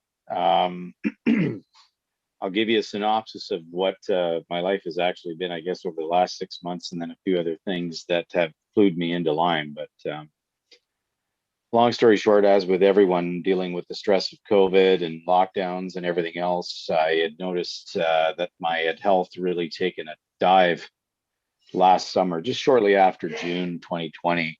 I was a pretty active guy, out coaching tennis and hockey a couple times a week. And in June, I had probably what I would describe as the most intense headache of my life. And as a result from that event, going to emerge and getting referred to a neurologist, I ended up with tinnitus that had stuck with me ever since. So that referred me to an ENT here. And by the way, I'm also Ontario. Seems to be the consensus tonight. However, I am north of the GTA, so I'm just north of the Greater Toronto area. So with the headaches and tinnitus, there was also some noticeable differences in terms of performance, athletic performance, and being able to be active. I was having a lot of cramps and spasms and very weird electrolyte imbalances and things that I'd never really had to deal with. I just turned 50 last year, so I thought, oh, this must be an age thing, and chalked it up to that. But then as the months progressed, I started to progress into getting less and less healthy and more sick, and ended up with I've always been plagued with IBS as a result from two infections that I had previously. One was blastosis hominos parasite that I picked up at Great Wolf Lodge. Thanks for that, guys. Back in 2014, or no, 2010, sorry. And then years later in 2016, I, along with 40 other people, dined at a restaurant in Ontario, which will be nameless right now because there's still a legal suit going on, and ended up in hospital with a very bad case of salmonella poisoning for 7 days. And that completely wrecked my gut. I ended up coming out of there with my GI specialist referred to it as a post-traumatic irritable bowel syndrome. So my gut has always been not the greatest in terms of that. And I ended up finding actually an ND with regards to that, gut health, and trying to improve that, which I did. And way back in 2014, 2016, between there, I ended up meeting up with her and immediately got on elimination diets and what I refer to as what we have as anti-inflammatory paleo diet, which has worked for me. Basically, no gluten, no dairy, no sugar or limited sugar, as someone said earlier, and just trying to watch it for inflammatory foods, which if you know the paleo diet, you know, are legumes and things like that the body naturally can resist. So anyway, getting back to my health in the fall, I was getting in and out of hospital. I was dropping weight like that, to the point where I'm now down about 25 pounds in September. And of course, a lot of the results came back unremarkable. I had CTAs of the abdomen, I had CTAs of the head, I had x-rays, I had blood work. Now my blood work came back with a higher elevated C-reactive protein, which being referred to the internalist department afterwards, they said was just an elevation of inflammation. And they didn't really chalk it up to much other than anxiety, the COVID situation, the anxiety surrounding that. But in addition to that, I had started noticing a lot of cognitive issues as well. Memory, short-term memory issues, remembering someone's name. Who is that was in that movie? Things like that I started noticing more and more frequently. And hearing your stories today, I guess I feel somewhat blessed and fortunate that potentially I'm not where everyone else is, but I'm obviously putting the brakes on, and needless to say, concerned that I'm headed there. And it got me thinking. Back in 2018, I ended up with a bizarre case that ended me back with the ENT doctor, ear, nose, and throat specialist doctor again, this time for Bell's palsy that came out of the blue. And it was just a small, minor Bell's palsy, but enough that it affected my right side. And she chalked it up to shingles. So that's how they diagnosed it at the time, was a shingles related to shingles and attacking. But as I started slowly putting all this together, I guess the body does amazing things with fight or flight, doesn't it? In terms of something off going in the back of your head saying something's not right.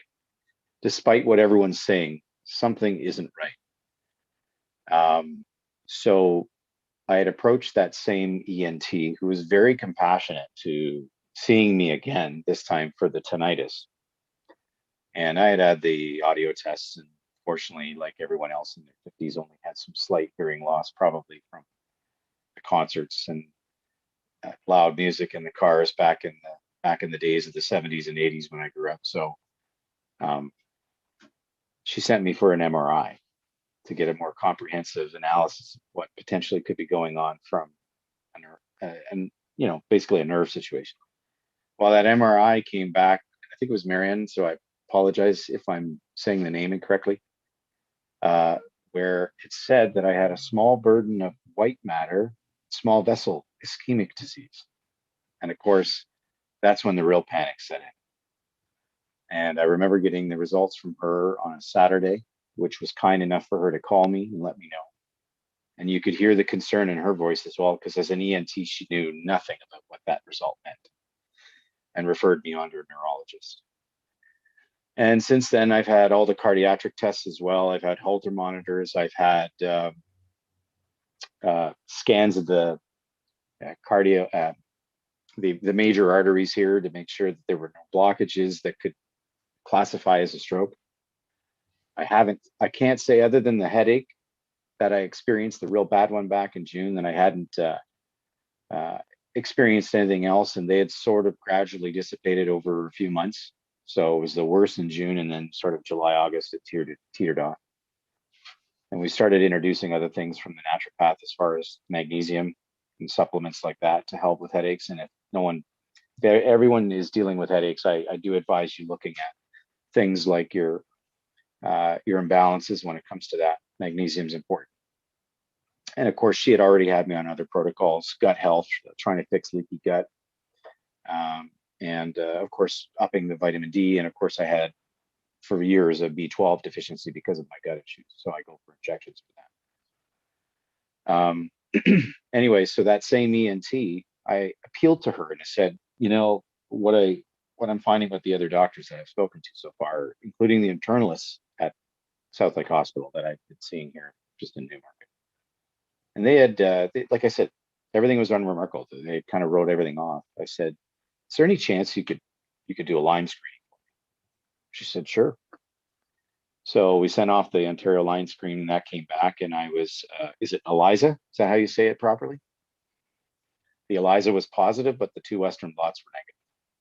So then I spoke to, in my journey, because as I said, I'm just starting out. So I'm joined all the OO Canada and Lyme in Ontario Facebook groups, and that's how I came across you amazing folks and Chris in this seminar. So thank you for hosting, and Brad and Mark. And that's where I am in my journey right now.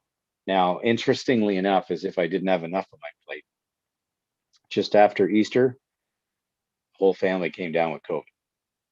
So I can answer any questions you have about COVID and what it's like for someone that might have chronic Lyme to have to deal with COVID.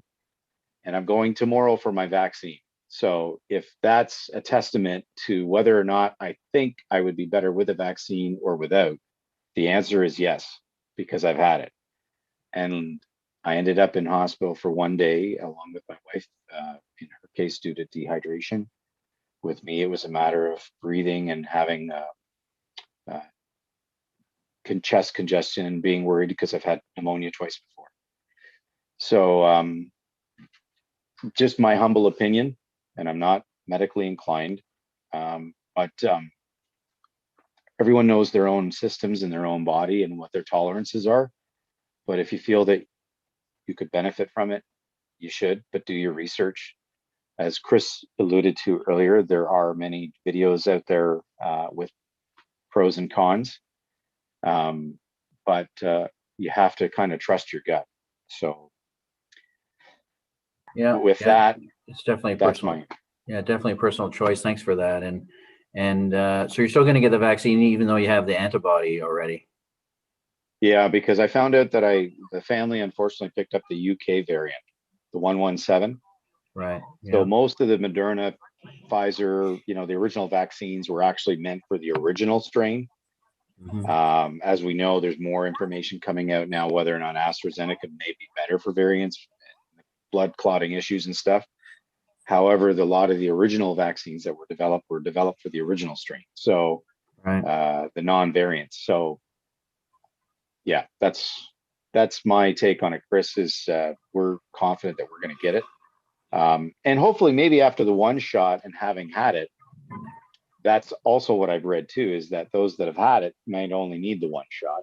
However, Pfizer just last week or 2 weeks ago released another media release saying even after the 2 doses, they're likely going to have a yearly booster, just like the flu shot. It could be.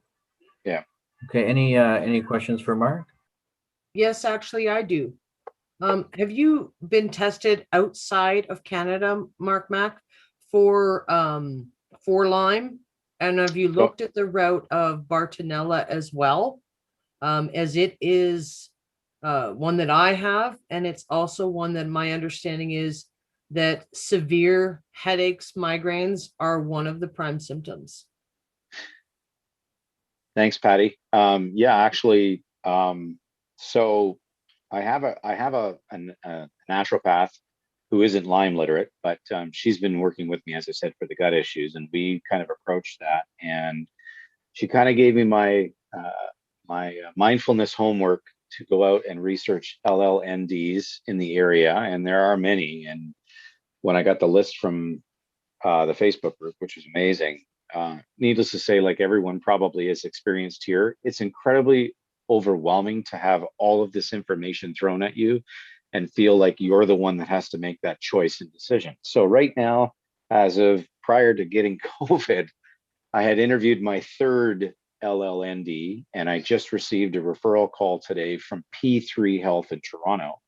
However, for those that are clients or previous clients, you may know that there's a huge upheaval there that I've just recently heard about, that Dr. Cook, who was there, is going and moving on to a new partnership, if you will, with another company. He and the ND are leaving, as well as a few of his core staff, and the other doctor is staying and still running P3. So they're kind of going in very different directions for treatment. So to answer your question, Patty, yes, I'm in the process right now of likely looking at, it's funny because one LLND from the St. Catharines area told me, what's the point? Why spend the money? You already have a positive ELISA. But my answer to that is yes, but wouldn't it be great to know what other co-infections exist? Like Chris says, there's a possibility we all have other co-infections, but wouldn't it help to chart out what, potentially my protocol is going to be, right? So I'm there with you, Patty. I do want to get maybe, I guess, the plus. I think it's called Tick something plus, Ticksplex plus from Armin Labs. Fortunately, I'm blessed that cost right now may not be a factor to get that done and get that information. I know some people are very limited, but I am I guess once I decide on who I'm going to work with, I will follow what they suggest. If they use Armin, or I know Genix is another one. If it makes you feel better, I did research as far as finding my naturopath for 2 years before I decided. Oh, wow. Okay. So I'm not alone there, Patty. So don't feel that is a huge thing. As far as I wanted to know that I was going to the person that I felt was best suited and most knowledgeable in the areas that I felt were important. So not all are scrupulous, and that was kind of my big thing. I wanted the most bang for my buck. Yeah, and the biggest thing I've heard as far as integrative medicine, I guess, is the new keyword that I've recently heard of. And I interviewed a gentleman whose practices in Toronto and up here north of me in Barrie. I won't mention names because I'm not sure, being a newbie, if that's okay. But Oh, you can share that. You're not promoting him. You're just saying you okay. talk. You're saying you talked to him. I had talked to him. His name is Dr. Fred Huey, and he does integrative medicine, does a lot of ozone therapy and stuff, and did an initial intake call that I just wanted to see what it was all about. And although he treats more chelation and heart related issues and chronic health related issues, he is on the LLMD list, but I've heard from a lot of people that he doesn't necessarily specialize in it.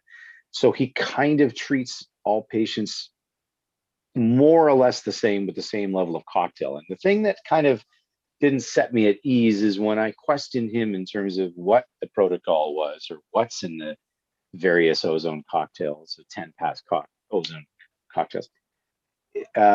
He kept using a lot of analogies and wouldn't necessarily get into direct specifics. So as a person that's worried about what's being thrown into me, I have concerns over that. So I kept looking, and that's what kept me on this journey of, interviewing other LLNDs. And I found that most of them have been quite open, quite honest, quite forthright. And I think I've narrowed it down to two, one in the Alliston area, and worked with a predominant Lyme literate doctor in Halifax, Nova Scotia. And I believe his name is Dr. Collins.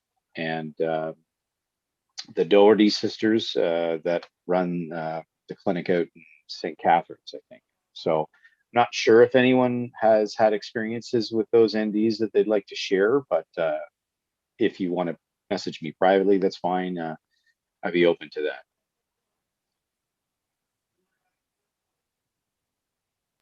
Okay, good. Any questions for Mark? Oh, and I will say this, Chris, lastly, before you throw me back on mute. Vitamin C, uber important when you're fighting COVID, vitamin D, and zinc. So those three staples to help either be from a preventative nature, and also while you're dealing with your body trying to boost its own immune system, super, super important. I wasn't prescribed any antibiotics because, as the doctor said in the COVID emergency area, they won't help with COVID. So they confirm that there's not really an antibiotic out there right now that they say definitively helps with the treatment of COVID. What were those three again, please?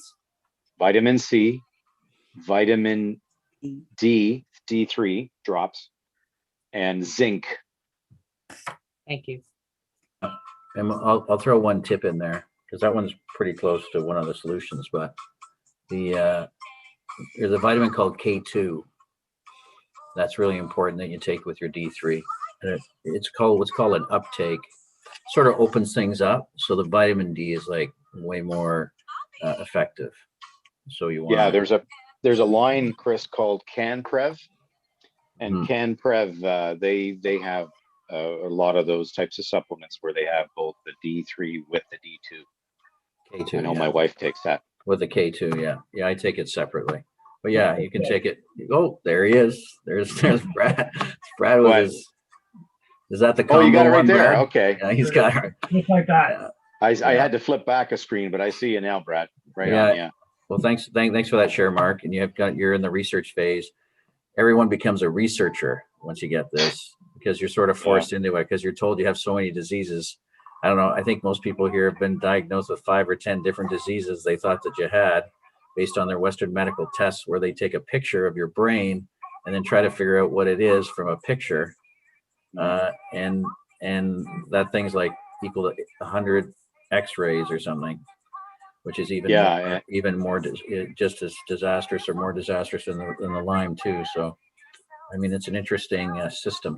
That's about all. And I'm on the infectious disease wait list as well. So having heard everyone's stories here today, I'll take everything they say with a grain of salt. Yeah, I hear you. Now, anything else for Mark? Just want to be mindful of time. What about Kim? Is Kim there? She may not want to come on. I think Kim came on and then came off. I think we've done it. We've gone through. Let me just share my screen here. Let me see here. Okay. I'm just going to share up my screen. I've got to do one of these over here. And then I gotta go over here to share screen.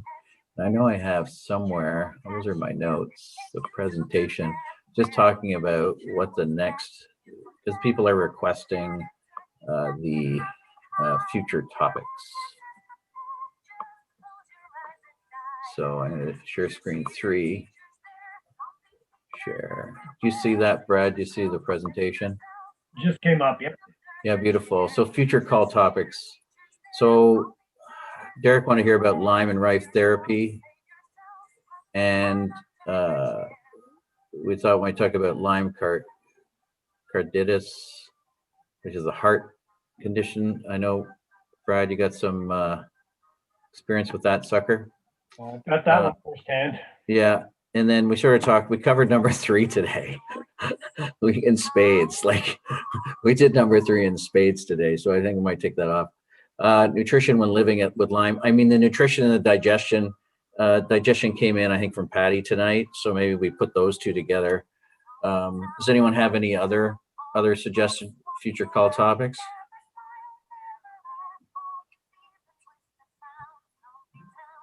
I actually, can you hear me?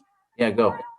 I was wondering, so since getting Lyme, I've gained a lot of weight and I'm being tested for hypothyroidism. And anyways, I'm trying to exercise, but it is so, like, I'm doing chronic yoga and that even bothers my wrists and my joints. And I'm up to like 15 minutes of walking per day, which is like this horrible hobbly walk. So I'm just wondering how, like, if some people have found ways to exercise or maintain health. Like, I used to be a big biker, swimmer, you know, obviously was in the woods all the time with my kids. And that's the one thing that I just don't know how to get into. Like, I walk, but I mean, I need a little bit more than that. And I just don't know if other people have, you know, suggestions that could be a topic for how to stay active, I guess. How to stay active. Well, remember, motion is a key thing. It's a form of nutrition. So any motion you can get going is important. But let's put it out to the floor. What are people doing for motion and exercise? Anything specific, Manon? Robin? No, maybe what I wanted to add to Kelly is that maybe with her aches and her pains, I know what's helped me a lot is Epsom salt baths. Okay. That draws a lot of the pain and kind of toxins. Unfortunately, where I live, I have like the teeniest, tiniest, itty bitty, like this horrid tub.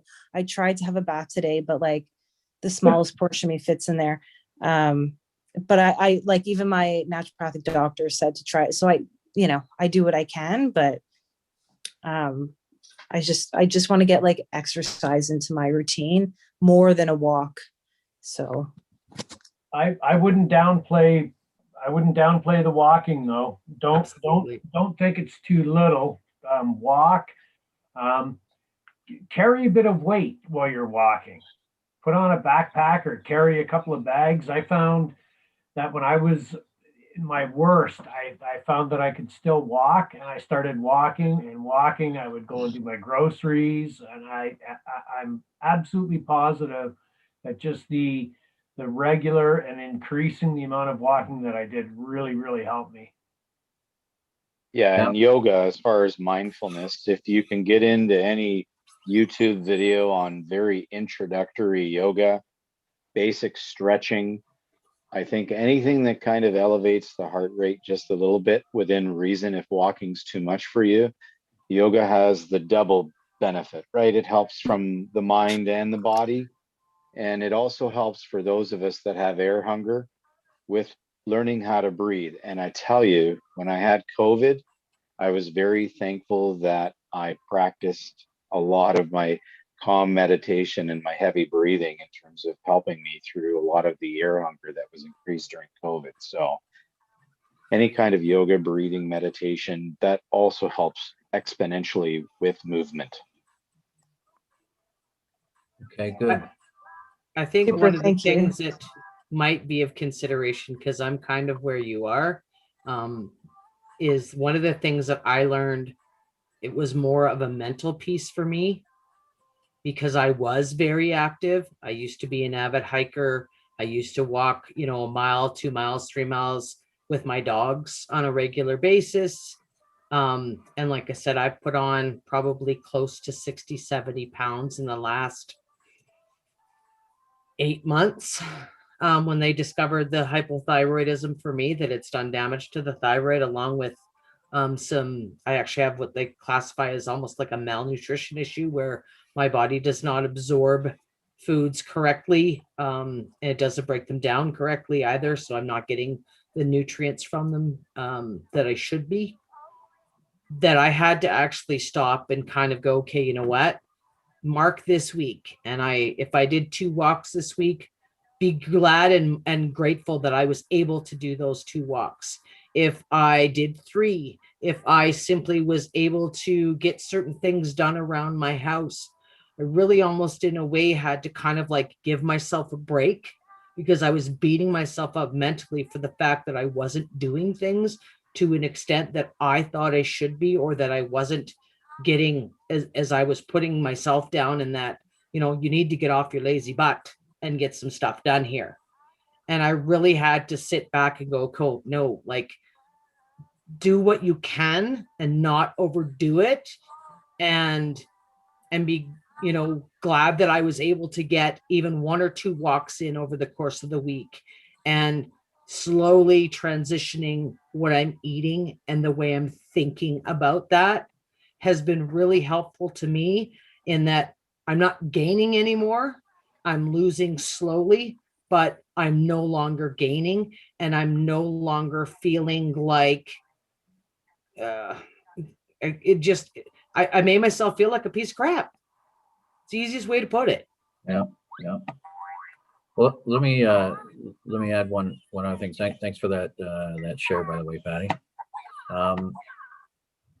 If we looked, one of the things that you can do for mobility, and especially if you're not able to walk too much, but you need that movement to help with your detoxing, just your normal detox with your lymphatic system get going. There's something here called a wiggle woggle machine. It's actually called a chi machine. I don't know if anyone's heard of it, but it's based upon a goldfish, the way a goldfish moves. And what you do is you put your feet on it, and it moves you in a way that it then makes you move like a goldfish, and it moves everything around and even just in 20 minutes gets the job done. I'm going to share in the chat. It's called the Sun Encon Chi machine. It's in the US. It's about $450. But what it does, so if you have anyone that's sort of filling up, their legs are filling up, or you don't have strength, or you need to have that daily mobility and sort of shake things up, you can use this machine without going out, and it allows you to get what you need by lying down and just putting your feet up. And so you can take a look at that machine. It's called the Sun Encon Chi. I put in 2 links. The first one's a YouTube link, and it shows the benefits and how the Japanese gentleman that created it figured it out. And the second link is to the actual machine website. And oh, you don't want that one? And that's just used for success in those areas. Are you okay, Juju? You want to look? You can go through it yourself and pick a new one. You want to pick a new one? It's time for bed over here. I don't know about you guys. So there, isn't it? Yeah. So thanks very much for everyone for attending and all the shares and everything. Really beautiful. And so we return in a month from now on the 3rd week. And thanks again, and we'll see you then. Thank you very much, everyone. Thank you. Thanks, everybody. Good night. Okay. Bye now. Sharing. Thank you. Bye-bye. Bye now.